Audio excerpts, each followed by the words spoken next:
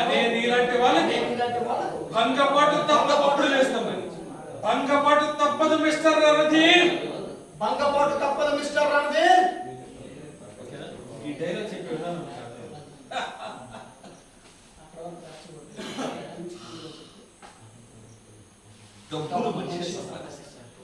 ఆ సంపాదన నుంచి అహంకారం పుట్టుకొచ్చి ఎలాంటి తప్పులైనా చేయగలను అనే నీలాంటి వాళ్ళకు భంగపాటు తప్పదు మిస్టర్ రణధీర్.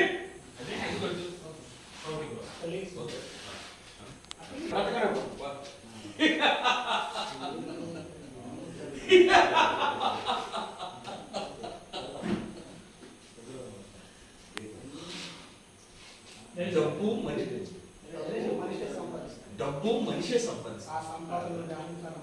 ఆ సంపాదన నుంచి అహంకారం పుట్టుకొచ్చి ఎలాంటి తప్పుడు పనైనా చేయగలను అనే నీలాంటి వాళ్ళు భంగపాటు తప్పదు మిస్టర్ రణధీర్. ఓకేనా? ఈ లోకానికి డబ్బే మూలాధారం. ఆ డబ్బు కోసం కత్తి పట్టాను, దోపిడీలు చేశాను, దొంగతనాలు చేశాను. అడ్డొచ్చిన వారిని మట్టి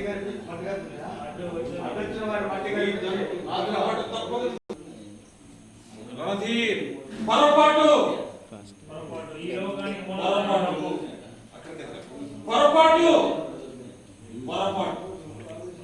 ఈ లోకానికి డబ్బే మూలాధారం. ఆ డబ్బు కోసమే నేను కత్తి పట్టాను, దొంగతనాలు చేశాను, దోపిడీలు చేశాను.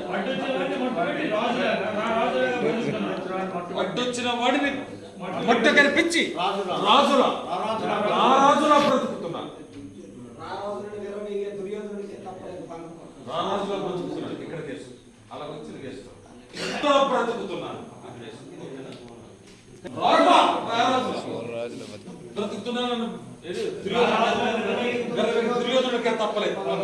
ఆఫ్టర్ మహాభారతం కథ చెప్పి మొట్ట పెట్టాలని చూస్తున్నా.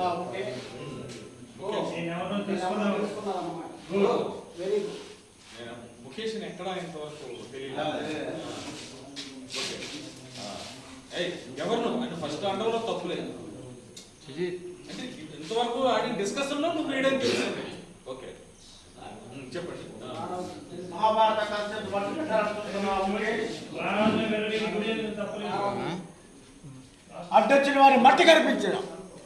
అందుకే రాజులా, అందుకే నేడు ఆఫ్టర్ ఆల్ మహాభారతం కథ వినిపించినను మట్టి పెట్టాలని చూస్తున్నాను.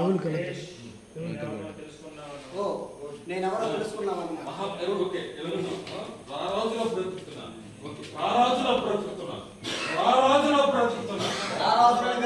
దుర్యోధనుడికే తప్పలేదు భంగపాటు. ఆఫ్టర్ ఆల్ మహాభారత కథ మొట్టు పెట్టాలని చూస్తున్నావా ముఖేష్? గుడ్. నేనెవరో తెలుసుకున్నామన్నమాట. నేనెవరో తెలుసుకున్నామన్నమాట. ఈ నగరానికి ఆఫీసర్ వచ్చిన ముందు పై నా దగ్గరకు వస్తుంది.